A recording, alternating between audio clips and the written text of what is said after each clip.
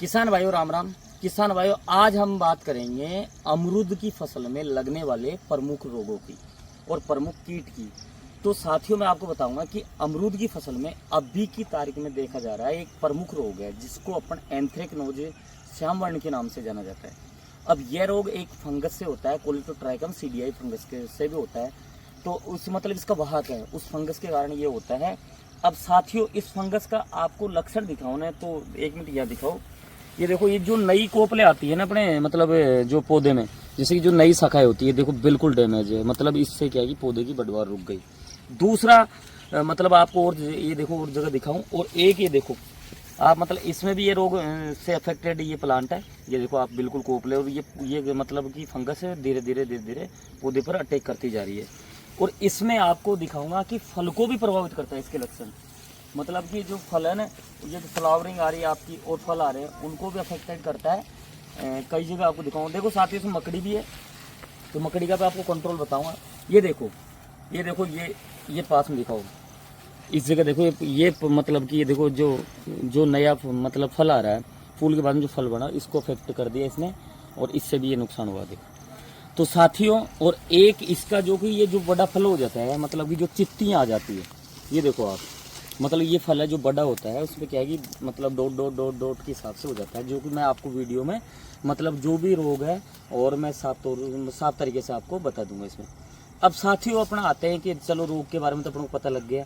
दूसरा कि ये होता क्यों है, तो होने का एक ही रीज़न इसका कि अधिक नमी के कारण इस बार अब मतलब सभी जगह इतनी अधिक बारिश हुई है कि इससे क्या है कि नमी के कारण ये जो फंगस है जो पौधों में अपने में आ गई है, और ये वैसे इसका अमरूद का प्रमुख रोग ही माना जाता है। और ये रोग है ना, काफ़ी हद तक इसको अमरूद को नुकसान पहुंचाता है, बहुत ज़्यादा। मतलब कि एक जैसे खतरनाक रोग देखा जाता है ना अपने अमरूदों में, तो वह यही रोग है।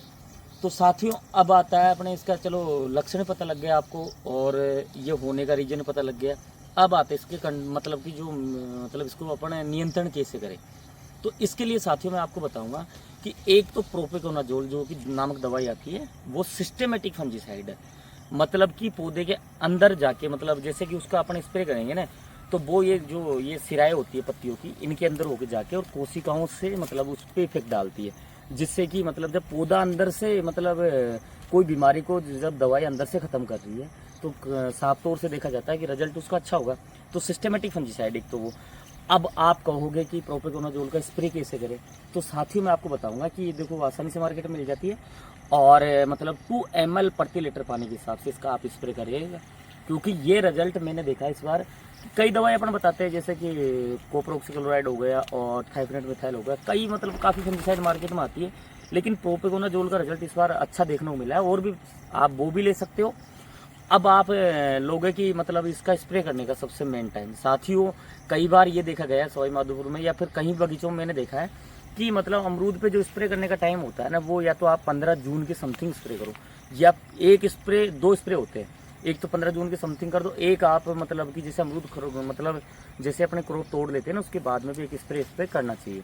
क्योंकि देखो, एक मौसम सही होगा तो स्प्रे करो, साफ मौसम में स्प्रे करोगे तो उसका रिजल्ट आपको बेहतर मिलेगा। अब भी कई साथी मतलब जो कि बारिश में नीचे पौधों में पानी भरा है और स्प्रे कर रहे हैं, तो साथियों वो आपकी बात सही है, लेकिन मौसम का भी साफ होना जरूरी है। अब साथियों, दूसरी दवाई अपन मतलब अपने प्रोपिकोनाजोल होगी। अब दूसरी दवाई अपन लेते हैं तो वो हो जाती है अपने कार्बेंडाजिम मैनकोजेब, जो कि यूपीएल कंपनी की साफ नाम से पाउडर आता है, जो कि कॉन्टैक्ट और सिस्टेमेटिक फंजीसाइड दोनों होती है। मतलब उसके संपर्क में फंगस आएगी तो भी वो उसको मारेगी, और अंदर जाके भी वो फंगस को मारेगी।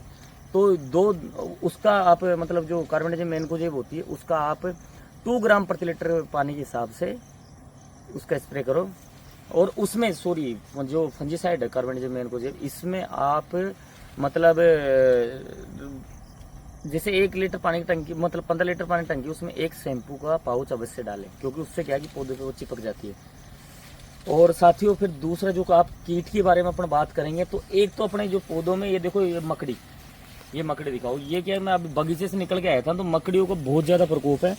और एक जो कि फल मक्खी होती है अपने, तो फल मक्खी के लिए साथियों सबसे अच्छा कंट्रोल है आप मतलब कि जो फेरोमोन ट्रैप आते हैं मार्केट में आसानी से मिल जाते हैं, तो फेरोमोन ट्रैप का प्रयोग करें। मतलब पर बीघा के हिसाब से 4 से 5 फेरोमोन ट्रैप पर बीघा। अब आप 1 हेक्टेयर के लिए लेते हो तो मतलब आप 20 या 22 फेरोमोन ट्रैप प्रति मतलब हेक्टेयर के लिए काफ़ी हो जाते हैं। और ये जो मकड़ी वगैरह के लिए स्प्रे में आप चाहो तो मैं आपको दवाई बता दूं, तो कोई भी कीटनाशक ले लो आप, जैसे प्रोपेनोफोस, साइपरमेथ्रिन ले लो। और मतलब मकड़ी के लिए, जिस मकड़ी के साथ ये इसको मतलब फलमक्खी को भी ख़त्म करती है। लेकिन साथियों ये स्प्रे आप जून में करते हो यदि कीटनाशक का, तो और एक कार्बेंडाजिम का भी मतलब स्प्रे जैसे जून में, या प्रोपेकोनाजोल ले लो आप, इनका स्प्रे जून में करते हो 15 जून तक, तो उनका इफेक्ट आ पाता है। क्योंकि इस टाइम पर यदि आप स्प्रे करते हो तो फलमक्खी वयस्क अवस्था में हो जाती है, बड़ी हो जाती है। तो उस टाइम क्या है कि फलमक्खी एक ऐसा कीट है जो उड़कर दूसरे जगह चला जाता है। तो इसका कंट्रोल आप केमिकल मेथड से करना मतलब ना के बराबर रिजल्ट मानो आप। इसके लिए तो आपको सबसे बेस्ट है फेरोमोन ट्रैप का यूज करें। धन्यवाद साहब।